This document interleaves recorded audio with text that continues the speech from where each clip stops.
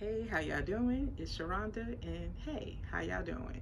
So I'm here today to do my monthly reading wrap up for July 2023. So let's get into this thing, shall we? All right. So July has been a slow month for reading. Like I said before, I took on extra work and just trying to get acclimated to working extra hour has been like challenging for me. And once life starts life, and sometimes things have to take a shift to the back. And unfortunately for me, reading has been one of them. But I will thank the high heavens for for Alexa being able to read to me, on my phone app, and also Audible, because outside of that, child, it would have been like I would have been batting zero this month. But anyway, let's get to these books. So we're gonna start off with the book that I left off with during my June wrap up, which was or is The Wolf in Sheep's Clothing by Rune Hunt. I did not like this book, y'all. I did not like it one bit. It just didn't do what it was supposed to do for me. This is a monster romance, and basically we have this chick that that has been kind of like, not kind of like, she was held um prisoner in this castle for a whole lot of her life, and and she's finally able to escape, and then she's thrust into this world of dealing with these male orcs. And yeah, the book was just an absolute mess of a read for me. The story had no rhyme or reason. Um, the the main character, I just thought she was very whiny. I just was not feeling her or this book, and yeah, I ended up giving it a 1-star review on Goodreads, because I was just like, "What is this? Like, why are we even here?" But this is part of a series, and I don't even know. I'm not even going to like put that on myself to even go back and read the other books. It was just absolute miss for me, and sometimes that's okay. You just move on to something else, and that's what I'm going to do. I see that she has other series available. I don't know if I'm going to get into those either. A lot of them read like, maybe like young adult, new adult, and I'm not into those type of into those genres at all. So yeah, you know. So the next book I'm going to talk about is Claiming April by Dria Andersen, which was a summer release on her website. She has now also released it on Amazon in the KU library as well. And oh my God, this book was just batting all the hits for me. I love this book. This is a shifter book.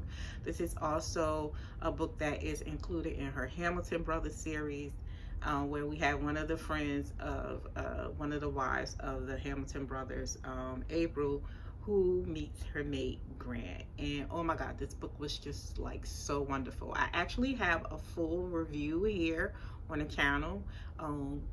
Just go back a couple of videos, you'll see it. This was a really good book. I loved it. Grant was just an amazing male character. April was just wonderful.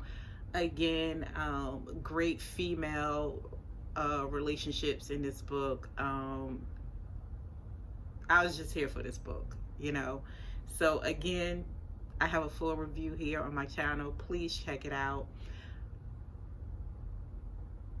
I was a big fan of this book. I love Grant. Like his way of just taking to April, and she's like a new mom. She has like a baby, and the way he took to her and her daughter was just like pulls at the heartstrings. Okay, love it. I can't say anything bad about Dria Andersen's books because her writing is amazing. And now I'll move on to more Dria Andersen books. This is a series that I read. I've decided to go into her back catalog.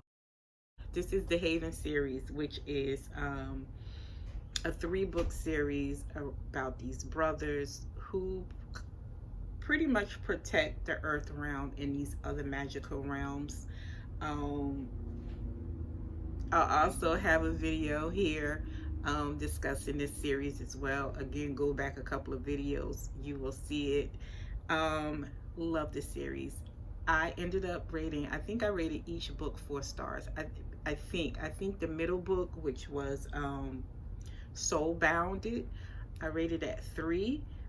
It was my least liked book in the series. I just thought where with the other and it's the longest book in the series. I just felt like with the other books where we got this instant kind of like great connection between the characters, I kind of felt like with the second book, the love connection between the two main characters was like delayed, and I was not feeling that. But actually no, I ended up rating that one 4 stars too. So yeah, I ended up rating all 3 books 4 stars. But this is outside of her shifter realm. This is more like paranormal fantasy romance.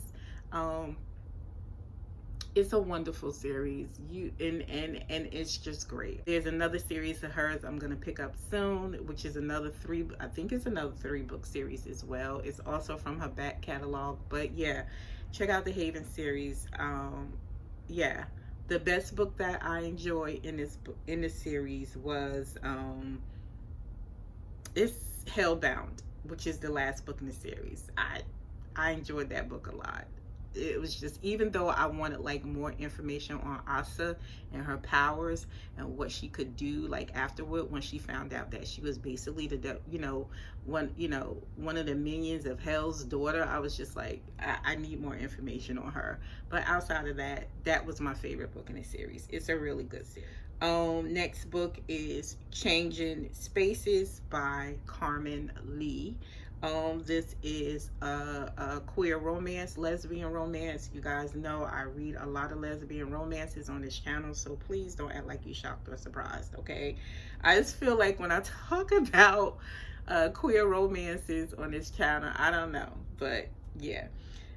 This was a really cute read. Loved it. I ended up rating it 4 stars. The third act breakup in this book got on my nerves, but this was pretty much a quick, easy, kind of like non-problematic romance story. And basically in this story, you have Anissa, I think it's Anise and Star. Anise has decided to take on her mom's restaurant business, and she comes in from, the outside. And her and Star, who actually has been working at her mom's restaurant for a long time, actually helped save it a little bit. They start crushing on each other, and then they start liking each other, and the relationship builds from there.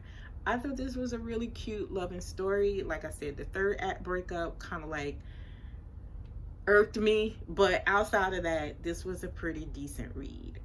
And like I said, I ended up rating it 4 stars. Now we move on to Second Time's the Charm by Brenda Jackson. This is the 5th book, I believe, in the Outlaw series. This is Charm's book, The Sister. And oh my God, what a disappointment. I love Brenda Jackson, but I was not a fan of Charm's book. What I cannot stand now is this miscommunication trope. It irks me like no other trope in any damn series. I mean, in any genre, okay? And this is really big inside of this book. So basically you have Charm and Dylan, who were kind of like teenage lovers. Her daddy Bart got involved, kind of like broke them up, and these two been mad at each other for like 10 years, and then they meet up again. And oh my God, instead of them just talking about what was what happened between them long time ago, we got all this in between. And then they had to pretend to be a couple again because some shit is going on with Dylan from this dude that's like jealous of him and shit. I was just like, oh my God.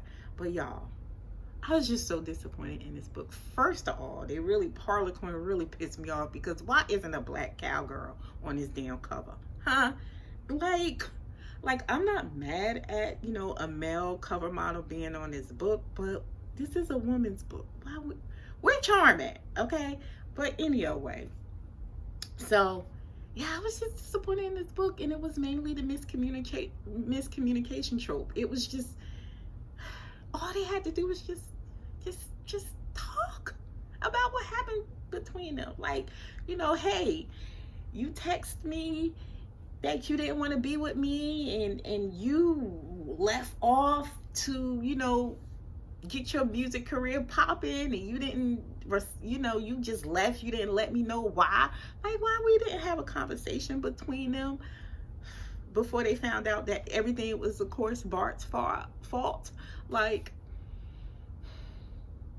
I ain't gonna lie, y'all, I rated this 2 stars on Goodreads because I was just so disappointed. I was just like, Brenda.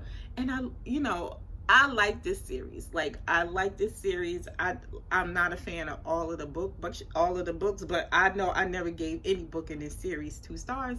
I had to give Charles books 2 stars because I was just like, what is this? What is this? But anyway, this was a book, an e-galley I requested through the publisher. As always, thank you to Harlequin for always approving my requests. But what was y'all doing with this book, huh? Anyway, last book for the month is Backroads and Sweet Tea, a Nashville Sunny Fields Ranch novella by Arthur Kyeate, or is it Keats? I believe. Okay. I love this book. I don't, and I put on my Instagram stories, like, the way you ladies are writing these male characters, like Grant, named Grant. I don't know what y'all cooking, but keep, you know, I don't know what y'all adding in the ingredients, but keep adding them because it's perfect, okay? Because in Claiming April, his name was Grant, and this book, his name was Grant. But anyway, this is a novella length book, and basically it's a cute quick for me. It was a cute quick read, around about 63 pages, and basically you have Sunny, who is now a rancher. Her grandfather's ranch was willed to her, and now she's there just, you know, living the rancher life. And she comes upon Grant one night during a storm. She actually offers him safe haven on her property until the storm passes, and it goes from there. After a hot night together, you know, the relationship goes from there. Grant is kind of like on the run from his past, and Sunny's ranch is the perfect place to hide out and start over, basically, right? I like this book. I thought it was great, and it does have kind of like paranormal elements with it, because Sunny comes from a line of, I don't know if I would say like witches or anything, but she does, there is a mention of this elixir that is passed down from families. It kind of like gets people to, depending on the person that is drinking it, you know, it either gets them to tell the truth, or it can do some really bad things to them. So the book has kind of like paranormal elements with it.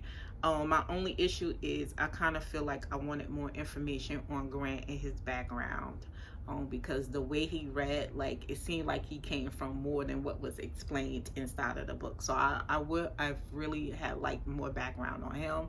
Also would have loved to see more of a conversation between Sunny and Grant about his past, because she actually gave him the elixir to get him to tell her about his past, but that never happened because this situation pops up where this dude that was helping on a ranch, who actually had a crush on her, and, you know, they had like a one-night stand, and, you know, he kind of like took it too far, and there was some other shit going on. Yeah, so, but at the end of it all, I liked the book. I thought it was a really cute read, and I'm not mad at it. And look at this cover, okay?